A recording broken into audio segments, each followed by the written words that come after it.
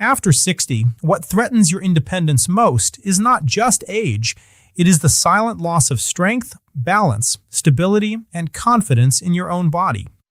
A lot of women believe staying strong means expensive gyms, complicated machines, or workouts that feel impossible if they already have knee pain, stiffness, fear of falling, or a history of arthritis.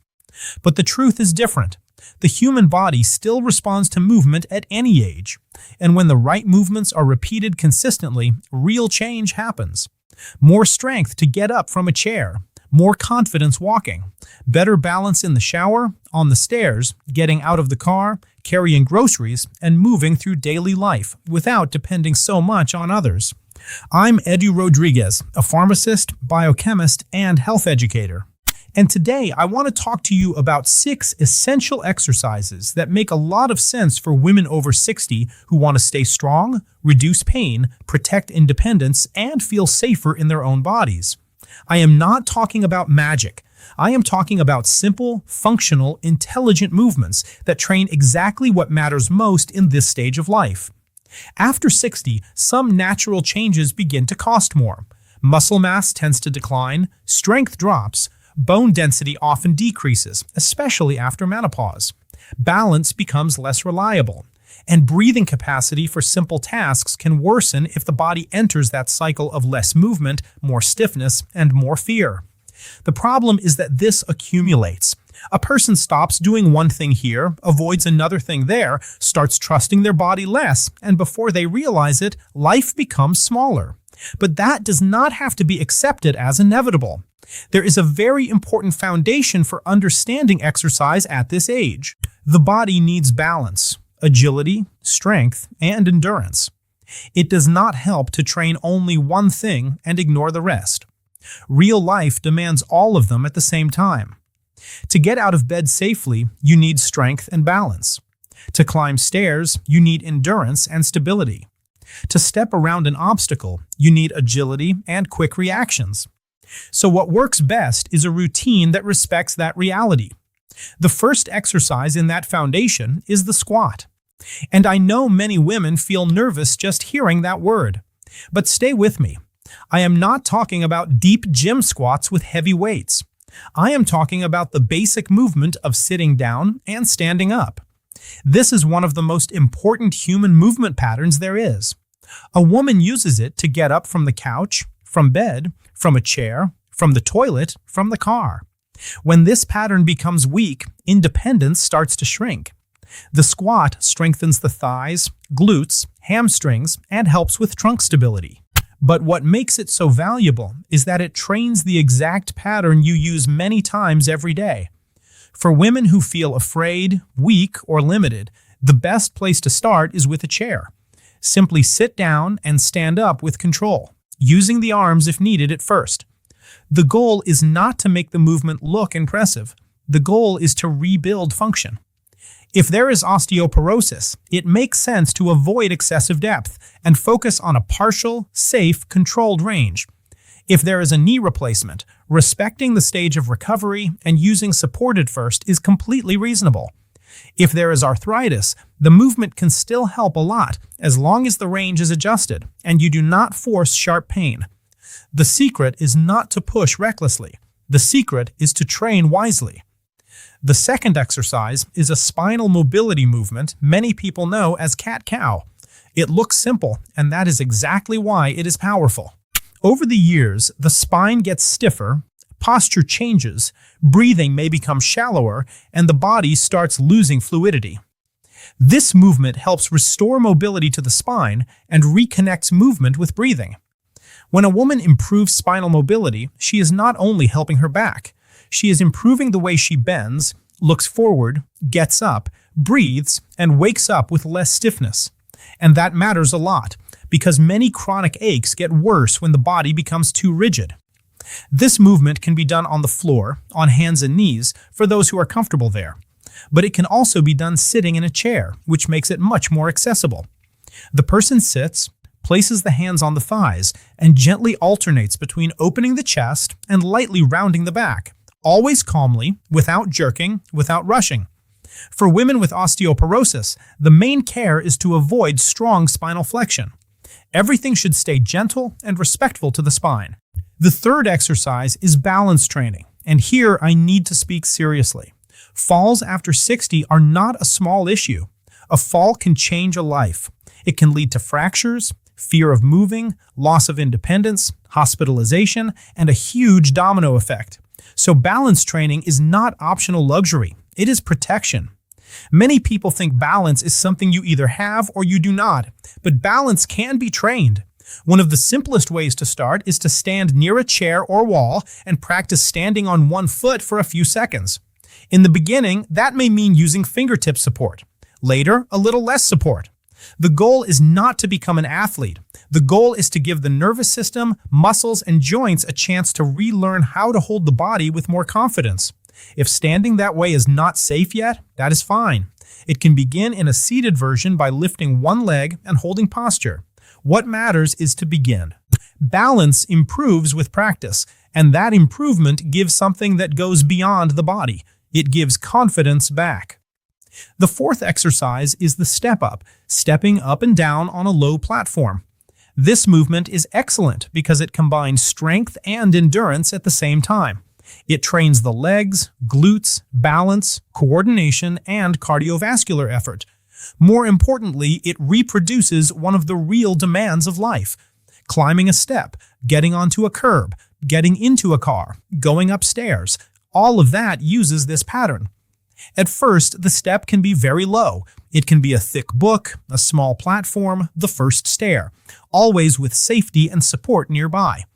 The woman steps up with one foot, then the other, and comes back down with control. The focus is not speed. The focus is control. Over time, this exercise improves fitness, strengthens the legs, and increases security in daily movement.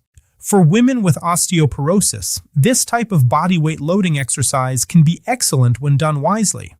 For women with knee replacements, it may be a valuable part of functional recovery, as long as the stage of healing is respected.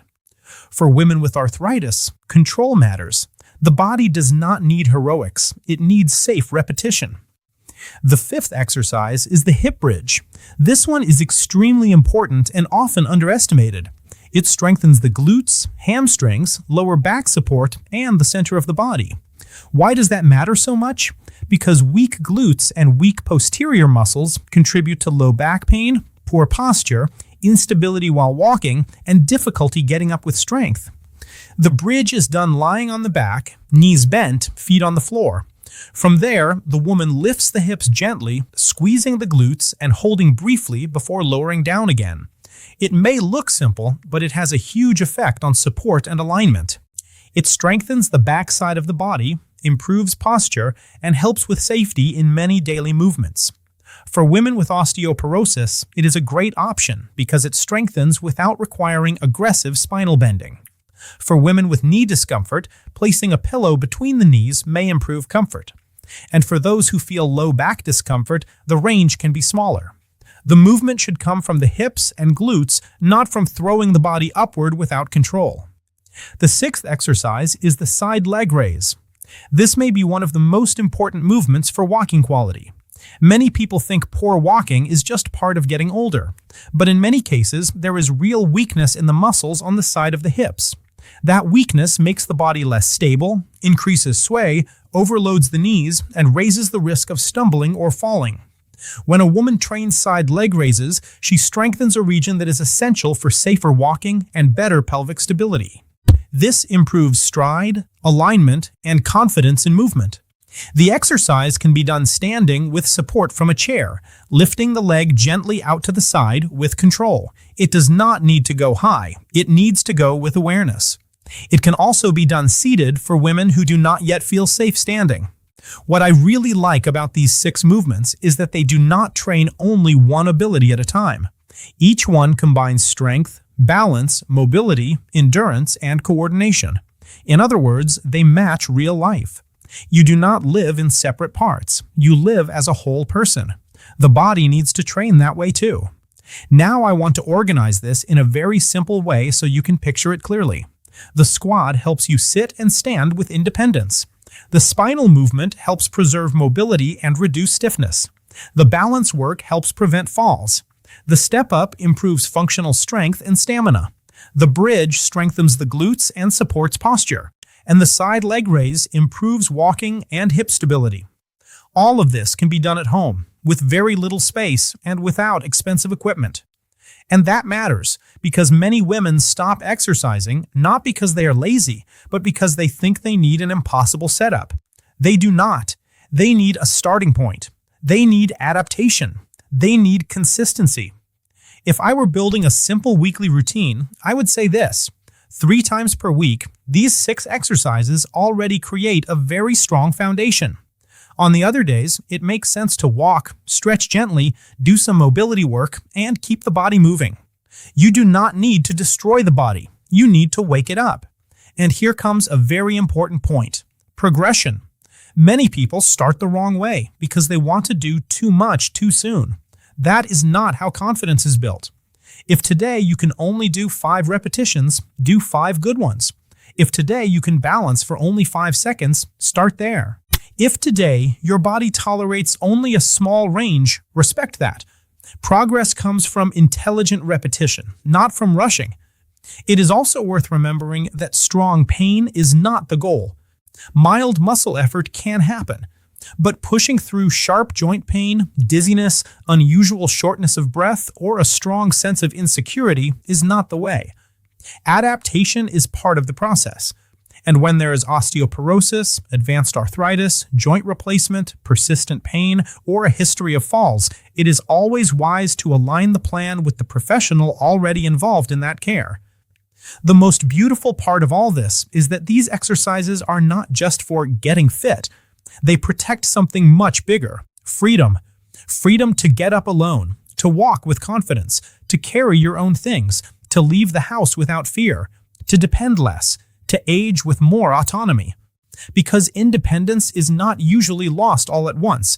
It is lost slowly in small movements that become harder. And it is exactly in those small movements that this kind of training becomes a powerful protective tool. So I want to leave you with one very clear message.